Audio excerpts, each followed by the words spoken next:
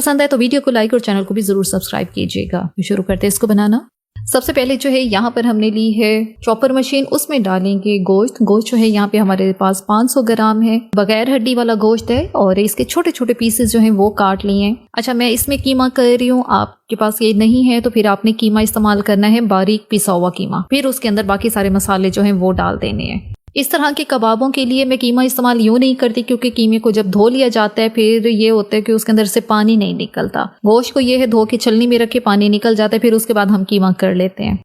अच्छा, अब इसमें डालेंगे 2 दरमियाने साइज की प्याज लेके उनको बारीक कद्दूकश किया है। उसके बाद इसका सारा पानी यहाँ पे हमने निचोड़ लिया है। पानी निकाल देना है, प्याज पे पानी नहीं होना चाहिए, तब यहाँ पे इस्तेमाल करनी है। पानी वाली प्याज इस्तेमाल करेंगे आपके कबाब जो हैं टूटने का एक खदशा होता है। बिल्कुल बारीक सा ये कश करके हमने यहाँ पे डाली है। साथ इसके 4 से 5 हरी मिर्चें हैं, मोटे मोटे काट के वो डाल दिए हैं। थोड़ा सा हरा धनिया डाला है।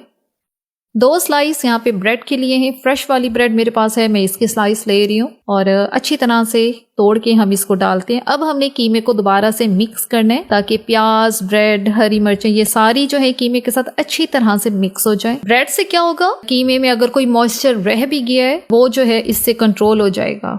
अब यहाँ पे डालेंगे 1 टेबल स्पून अदरक लहसुन का पेस्ट। दोबारा से हल्का सा इसको मिक्स करेंगे और अब इसमें डालेंगे कुछ मसाले। सबसे पहले डालेंगे नमक 1/2 टेबल स्पून, कुटी लाल मिर्च 1 टीस्पून, लाल मिर्च का पाउडर 1 टीस्पून, जीरा पाउडर 1 टीस्पून, धनिया powder 1 table spoon, baking soda 1/4 teaspoon, मीठा सोडा जिसको हम लोग कहते हैं, ये सीख कबाब में लाजमी जाता है। साथ ही इसके डालेंगे लीमू का रस 1 टेबल स्पून, गरम मसाला पाउडर 1/2 टीस्पून। अब यहाँ पे मीट टेंडराइजर में यूज करी हूँ कचरी पाउडर 1 टेबल स्पून ये डाल रही हूँ। अगर ये नहीं है तो कच्चे पपीते का पेस्ट जिनके पास अवेलेबल है वो डाल दें, जिनके पास वो भी नहीं है तो फिर कोई भी मीट टेंडराइजर ले लें। ज्यादातर ये जो ब्रांडेड अवेलेबल होते हैं स्टोर्स पे कोई भी ले सकते हैं, थोड़ा सा वो डाल दें। अगर किसी भी तरह का मीट टेंडराइजर नहीं है तब आप इसको फिर स्किप कर दें, फिर उसका क्या सलूशन है वो मैं चल के आपको आगे बताती हूँ। तो बस अब यहाँ पे सीख कबाब का सारा अमेज़ा जो है रेडी हो चुका है, ये आपके सामने है। अब फाइनल में इसको स्मोक देंगे। स्मोक देने के लिए एक कोयला हमने रखा है गरम करके, वो इसके ऊपर रखना है। 1 कतरा ऑयल का डालें और फौरन से कवर करें ताकि सारा स्मोक जो है इस कीमे के अंदर जाए।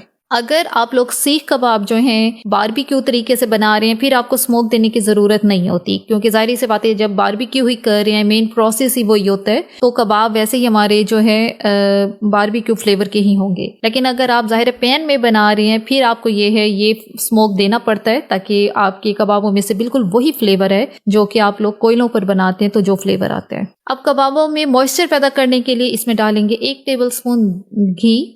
अच्छी तरह से घी के साथ इसको मिक्स करें।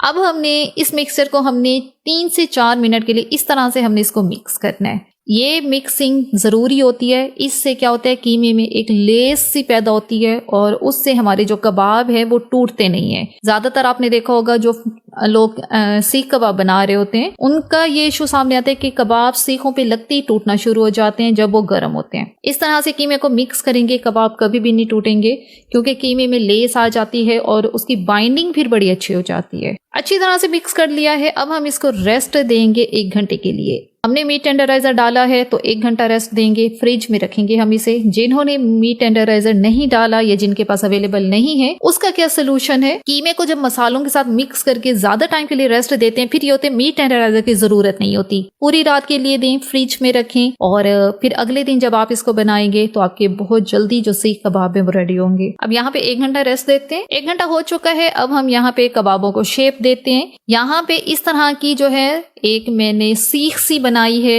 आयरन वाली सीख जो है वो थोड़ी सी ट्रिकी भी हो जाती है और इस टाइम मेरे पास वो नहीं पड़ी, तो दूसरी सीख जो है इस तरह से वुडन स्कीवर आप लें, उसको इकट्ठा करके फॉइल पेपर में लपेटें तो एक मोटी सी सीख जो है ये बन जाएगी सीख कबाब बनाने के लिए। अच्छा, जिनके पास ये नहीं है तो वो फिर ये है पेंसिल से भी बना सकते हैं। मैं इसके जरिए बना रही हूँ। थोड़ी सी अमाउंट में कीमा लें, उसके बाद इसको इस तरह से सीख के ऊपर आपने फैला देना है। हाथों से प्रेस करते जाएं। कीमे की अगर आपने अच्छी तरह से इसको मिक्स किया हुआ है तो यहाँ पे जो है कीमा जो है अच्छी तरह से फैल जाएगा और आपका कबाब बड़ा ही प्यारा सा तैयार होगा। हाथों को आपने पानी से गीला करके ही कबाब बनाने हैं ताकि ये जो मिक्सचर है ये हाथों को चिपके नहीं। एक कबाब हमारा तैयार हो चुका है। इसी तरह से बाकी सारे कबाब भी तैयार कर लेते हैं।